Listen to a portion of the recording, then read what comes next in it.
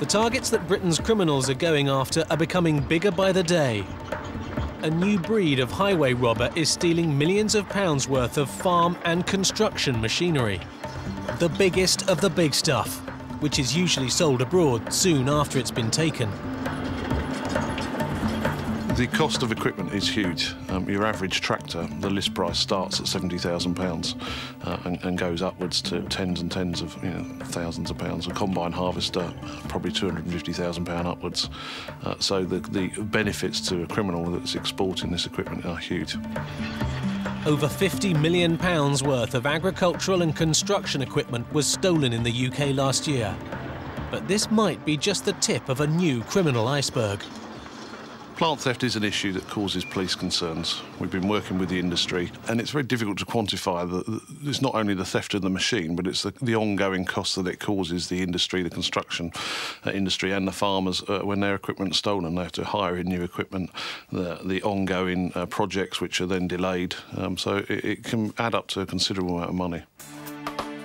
So considerable that the Metropolitan Police Stolen Vehicle Unit in London now has a specialist section dealing with machinery crime, led by Detective Constable Ian Elliott.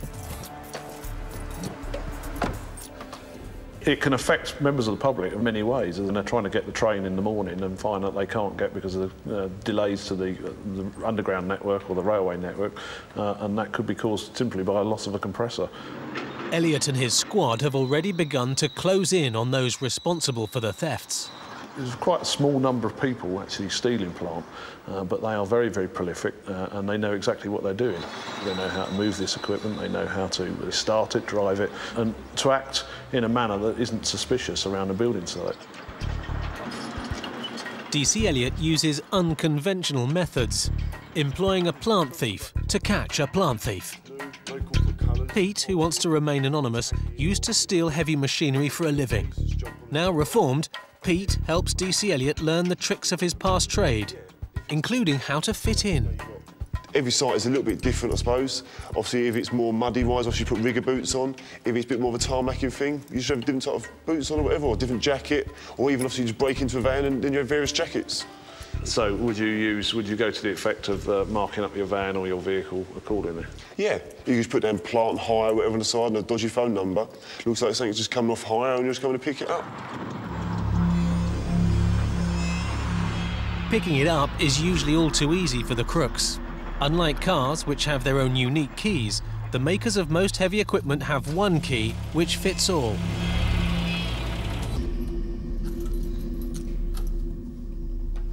The keys he's walked in with are nothing to do with this vehicle whatsoever. They are for a different make, a different model. Unfortunately, most manufacturers use the same key.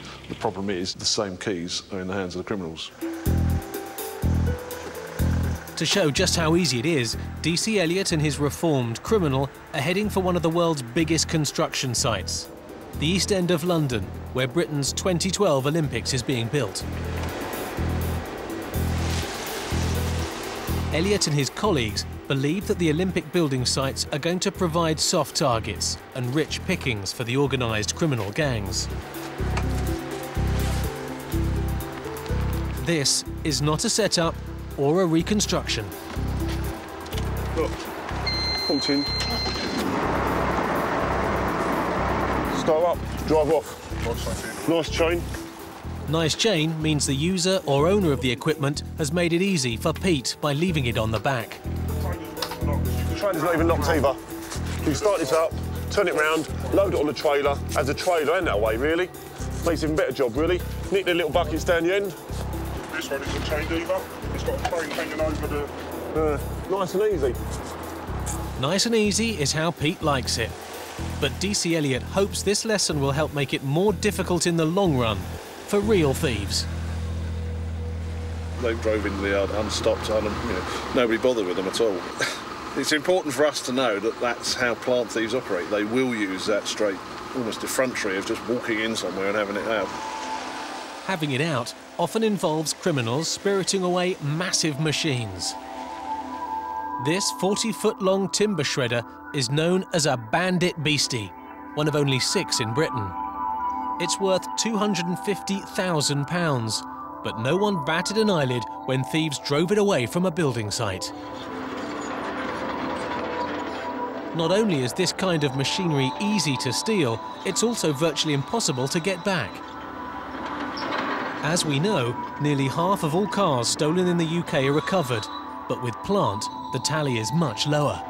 The recovery rate with plant is very poor, unfortunately. It's less than 5%. So if you have a mini digger stolen, you've got a less than 5% chance of recovering it.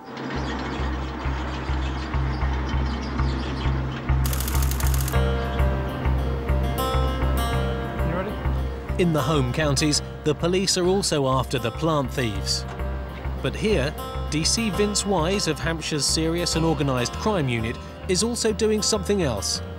He's going abroad to get what has been stolen back. The problem is not just to the construction industry, we're also seeing an increase in the agricultural market again, with agricultural tractors and machinery being stolen again, effectively to order to feed other parts of the world that again are themselves developing. So yes, where there is a need, there's a marketplace for the criminal to move in and make money. Money was made when 2 brand new diggers were stolen from Liverpool and ended up in Poland. These were both reported stolen together with 2 other similar machines from Merseyside. Combined value just touching under £500,000. But this is nothing compared to what DC Wise has locked up inside Hampshire's secret police stolen property warehouse. The proceeds of 1 crime and 1 gang. This particular investigation actually centred around 62 of these machines. This is only a small fraction of those machines that were recovered, but these operations are happening all the time. These equipment thieves were more specialised than most. They stole only telescopic handlers, much sought after on construction sites. Each is worth £30,000. Total value of this haul? Almost £2 million. DC Wise & Co recovered them from across Europe and as far afield as Dubai and Australia. The logistics of even recovering these and bringing them to their secure premises was a nightmare enough. So you can imagine from a criminal's point of view, the organisation and orchestrating the theft of these machines is certainly something that's taken a lot of planning. So again, it goes to show you when people ask, is the theft of plant serious and organised, then quite clearly the answer is yes.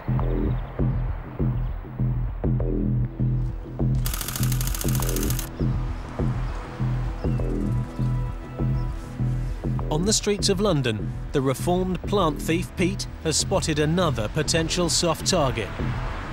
But this time, he's not so sure. It's in bright sort of red with green, and it's in corporate colours. If I nick it, I've then got to go and paint it yellow. If I drive along in the back of my lorry, people might wonder why I'm driving along, and if I do get stopped, I'll try and explain. Not a normal Mickey Mouse story, and the police don't got no way of checking. With this they can, so it's not really worth touching. All the data tagging in all the chassis members and hidden places and that, would be no good to me, really. The no good to me data tagging is part of the latest security and registration scheme for heavy plant, launched a few years ago to try and make it harder for the thieves. This is its unique number plate. This enables any officer and any sort of person in the trade to identify the bit of kit 24 hours a day, really. Behind this sticker is actually a RIFID chip, which is a unique coded chip that you would for your cat and dog, really. It's a very similar sort of thing, which proves that this sticker is a genuine, unique sticker.